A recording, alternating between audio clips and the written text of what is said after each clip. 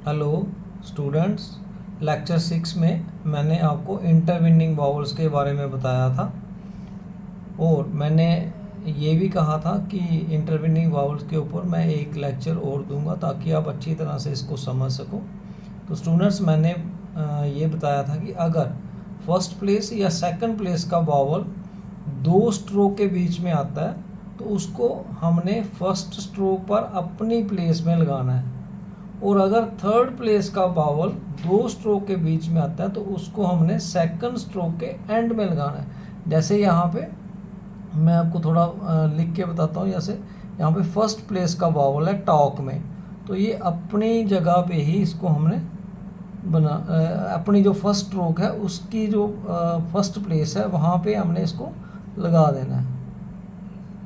ये इसी तरह गेट जो है, ये सेकंड प्लेस का वावल इसमें आता है, गेट में वाला, तो इसको फर्स्ट स्ट्रोक की अपनी जगह पे हमने लगा देना है। इसकी सेकंड प्लेस है तो सेकंड प्लेस के बीच में हमने लगा दिया है। इसी तरह जो थर्ड प्लेस का वावल है उसको हमने पूल में टू वाला, इसको हमने क्या किया, जो सेकंड स्ट्रोक है उसके एंड में लगा दिया। तो यो अगर फर्स्ट प्लेस या सेकंड प्लेस का वावल है दो स्ट्रोक के बीच में, तो उसको हमने फर्स्ट स्ट्रोक पर अपनी प्लेस में लगा देना। अपनी प्लेस मतलब जैसे यहाँ टॉक में इसकी पहली प्लेस थी तो पहली प्लेस में, गेट में सेकंड प्लेस थी तो सेकंड प्लेस ही लगा दी फर्स्ट स्ट्रोक के ऊपर। लेकिन अगर थर्ड प्लेस का वावल है फर्स्ट स्ट्रोक में तो हमने क्या करना है, जो वावल है वो सेकंड जो स्ट्रोक है उसके एंड में चला जाता है। स्टूडेंट्स, फिर हमने ये पोजीशन ऑफ आउटलाइंस के बारे में पढ़ा था, जिसमें मैंने कहा था कि अगर फर्स्ट साउंडेड वावल किसी वर्ड में फर्स्ट प्लेस का है तो आउटलाइन उस वर्ड की फर्स्ट पोजीशन यानी अबव द लाइन से बनानी है। जैसे यहाँ ये फर्स्ट साउंडेड वावल जो है पॉम में, वो फर्स्ट प्लेस का है, पॉ वाला, तो आउटलाइन जो इसकी है हमने फर्स्ट पोजीशन यानी अबव द लाइन से बनानी है। इसी तरह टॉक में ऑल वाला है तो ये इस तरह अबव द लाइन से फर्स्ट पोजीशन होगी, अबव द लाइन से बनानी है। और आगे पढ़ा था कि अगर फर्स्ट साउंडेड वावल किसी वर्ड में सेकंड प्लेस का है तो आउटलाइन उस वर्ड की सेकंड पोजीशन यानी ऑन द लाइन से बनानी है। जैसे वेक है तो वेक में ये सेकंड पोजीशन का वावल है तो इसकी जो आउटलाइन है on the line, second position है ऑन द लाइन से बनानी है। इसी तरह हमने पढ़ा था कि अगर फर्स्ट साउंडेड वावल किसी वर्ड में थर्ड प्लेस का है तो आउटलाइन उस वर्ड की थर्ड पोजीशन यानी थ्रू द लाइन से बनानी है। तो ये डीम वर्ड है तो ये वी वाला आ रहा है जिसकी थर्ड पोजीशन पे थर्ड प्लेस वावल है, तो थर्ड पोजीशन होगी थ्रू द लाइन, तो हमने डी लिखा एम लिखा, और ये वावल जो है ये ऊपर हमने पढ़ा कि जो वावल है सेकंड स्ट्रोक के एंड में चला जाता है, थर्ड प्लेस का वावल। स्टूडेंट्स, लेकिन ये जो हमने ऊपर पढ़ा पोजीशन ऑफ वावल्स, ये अप स्ट्रोक और डाउन स्ट्रोक्स के लिए तो ठीक है, बट हॉरिजॉन्टल स्ट्रोक्स के लिए ये प्रैक्टिकेबल नहीं है। क्यों नहीं है, मैं अब आपको बताता हूँ कि जैसे अगर first sounded vowel first place का है तो हम वर्ड की जो आउटलाइन है वो first position above the line पे ही लिखनी है। जैसे यहाँ पे पॉम है तो पॉम फर्स्ट पोजीशन का वावल है तो अबव द लाइन ही आ गया, फर्स्ट प्लेस का वावल है तो अबव द लाइन आ गया। इसी तरह टॉक है, फर्स्ट प्लेस का वावल है तो अबव द लाइन आ गया।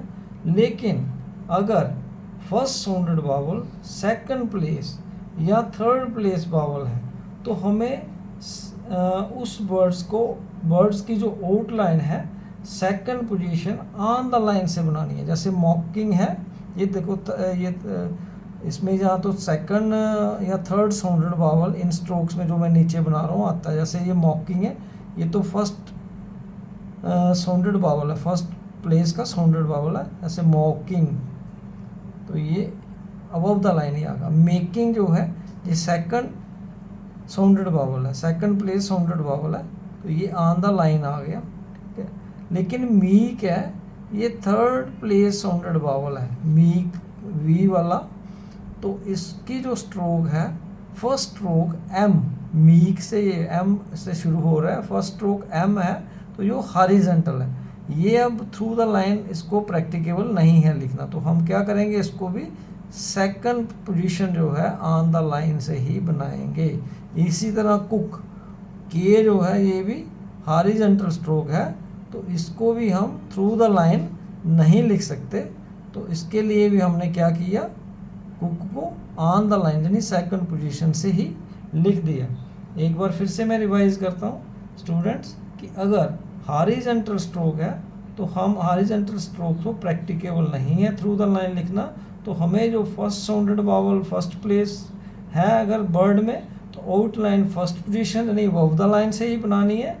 लेकिन अगर first sounded vowel second place या थर्ड प्लेस वावल है, तो हम उस वर्ड की जो आउटलाइन है वो सेकंड पोजीशन यानी ऑन द लाइन से ही बनानी है। तो स्टूडेंट्स, मैं उम्मीद करता हूँ कि आप इसको अच्छी तरह से समझ गए होंगे, और फिर आप इसी तरह अगर प्रैक्टिस करनी है तो आप प्रैक्टिस इनके जो वर्ड्स हैं इंटरवीनिंग वावल्स के, एक्सरसाइज 8,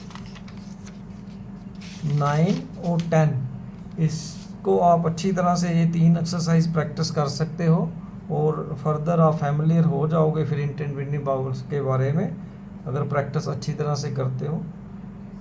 इसके बाद स्टूडेंट्स ग्रामोलॉग्स हैं, तो ग्रामोलॉग्स जो हैं ये यहाँ पे दिए हुए हैं। ग्रामोलॉग्स होते क्या स्टूडेंट्स, ग्रामोलॉग्स वो इंग्लिश लैंग्वेज में वर्ड्स हैं जो किसी सेंटेंस में या पैरा में बार बार हमें रिपीट होते हैं, और शॉर्ट हैंड राइटिंग में इसके लिए एक सिंगल साइन है फॉर सिंगल वर्ड, जिसको हम लोगोग्राम भी करते हैं। जो साइन है इसको हम लोगोग्राम भी बोलते हैं।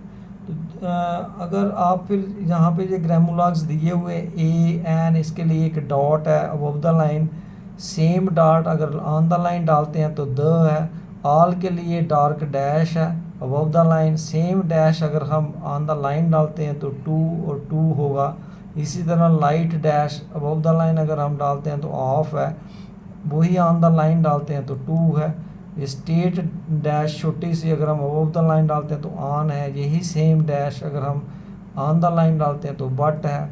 ये डाउन अगर इस तरीके से डैश डालते हैं हम तो ये ऑट है, और अगर सेम डैश हम इसी को ऑन द लाइन डाउन डालते हैं तो ये हु है। इसी तरह अगर लाइट डैश इस तरीके से हम अप डालते हैं तो ये एंड है, सेम डैश अगर हम ऑन द लाइन डालते हैं तो ये शुड है। तो ये जो ग्रामोलॉग्स हैं इनको भी आपने एक एक को लिख के बोल के अच्छी तरह से प्रैक्टिस करना है, कम से कम भी 500 टाइम्स ईच वर्ड, ताकि आप अच्छी तरह से फैमिलियर हो जाओ। स्टूडेंट, इसके साथ ही हमारा इंटरवेनिंग वावल्स का चैप्टर जो है वो आज ख़त्म हो जाएगा। At the end I request you to share and subscribe my channel so that it reaches to all the students. इसके साथ ही स्टूडेंट्स मैं एक और रिक्वेस्ट करूँगा कि अगर आपको फिर भी वावल्स या इंटरवीनिंग वावल्स के समझने में अब भी आपको लगता है कि अच्छी तरह से समझ नहीं आई, तो आप कमेंट बॉक्स में मुझे लिख सकते हो, इसके ऊपर मैं एक लेक्चर और फिर दे सकता हूँ। थैंक्स।